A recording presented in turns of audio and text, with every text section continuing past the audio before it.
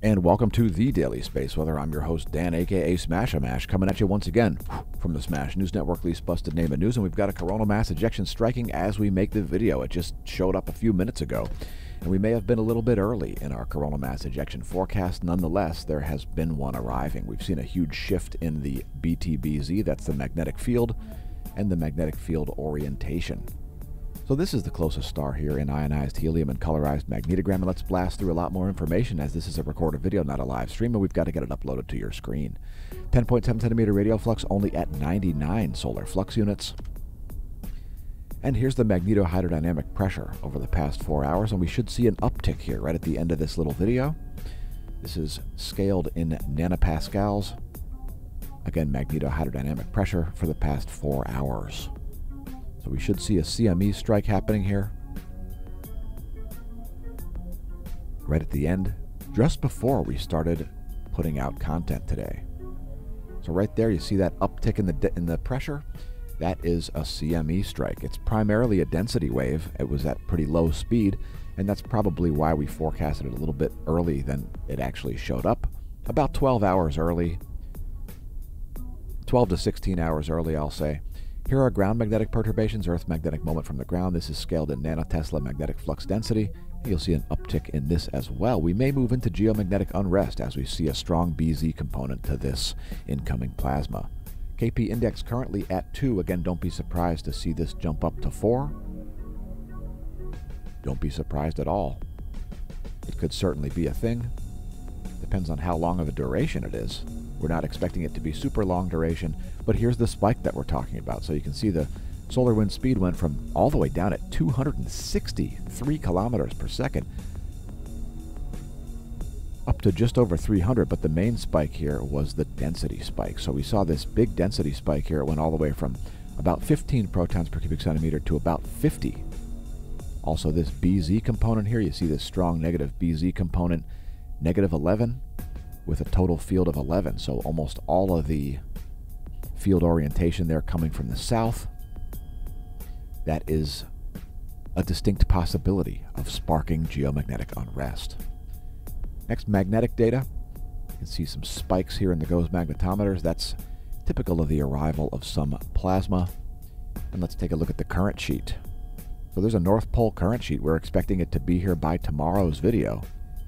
See this North Pole current sheet shown here in green rushing toward the Earth field line. See that orange line there? It's going to be in the green in probably just a few hours if it continues accelerating at the speed it has. And we've changed up things a little bit here. We're showing the line of sight field plot now.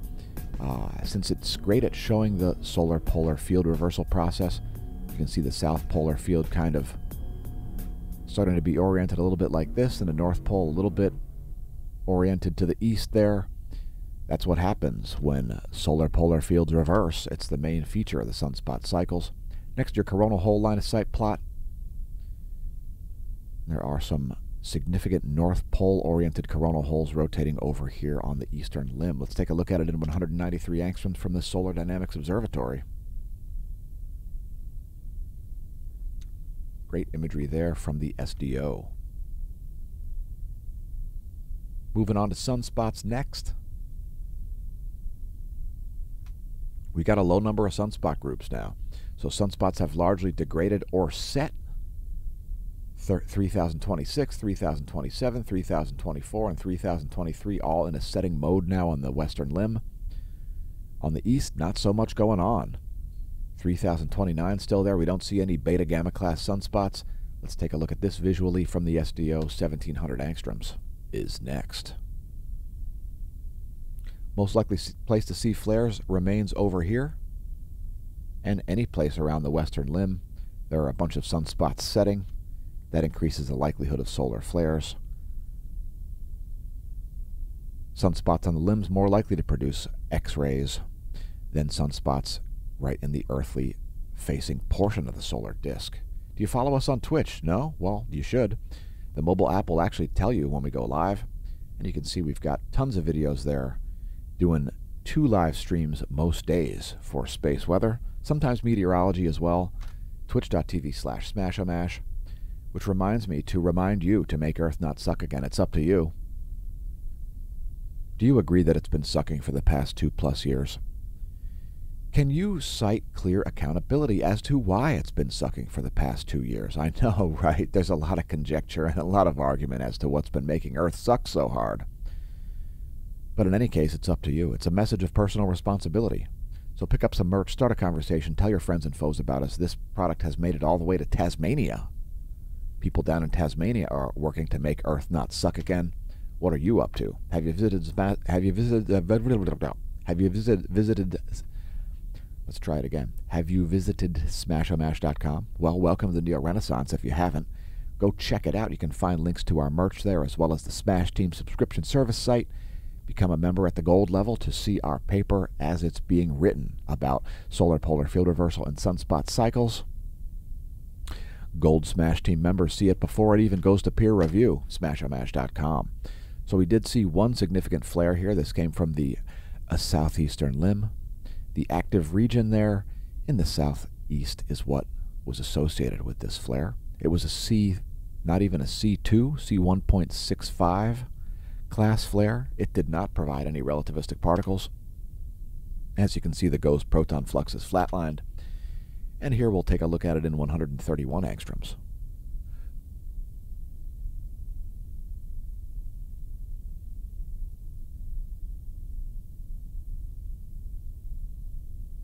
And indeed, that flare did come from down there at that active region. There are some more active regions rising there in the east. So make sure you stay tuned to our coming videos about that. Next, a star chart. This is what's going on above our head in Lehigh Valley, Pennsylvania. Saturn, Jupiter, Mars, Venus, and Mercury all rising ahead of the Sun as planets gather on one side of the solar system. Let's forecast 1 week of heavenly bodies. There's where things will be in a week. We'll be approaching another full moon. And all the planets on one side of the Sun are probably having people believing complete and total and utter nonsense on YouTube. Sorry about that. We won't put any of that out. Next, coronagraphs for just today.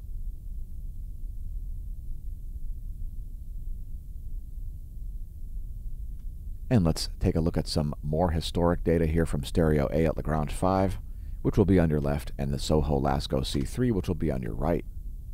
So I paused Stereo A here as there is a CME that could be earthly directed, at least from looking at Stereo A's data only. Keep in mind, from Stereo A's perspective, Earth would be off in this orientation.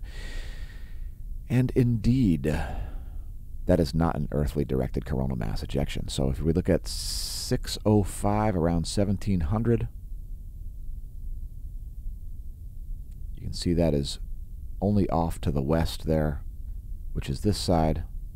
On the Soho-Lascaux C3, that is expected to miss Earth to the west. So sometimes you're right about forecasting a CME, folks. Sometimes it shows up a little bit later or earlier than you expected. That's just the breaks. It's very hard to calculate the trajectory and speed, and the speed is even harder to calculate than the trajectory. So here's another great view of El Sol, 94 angstroms. You can see that C-class flare in the lower left, the southeastern limb. In any case, thanks for tuning in to the Daily Space Weather here at the Smash News Network, least busted name in news.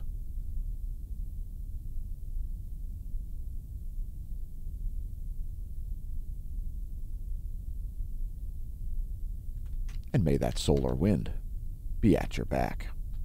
Opinions expressed in this video, not necessarily the opinions of Smash News Network, least busted name in news.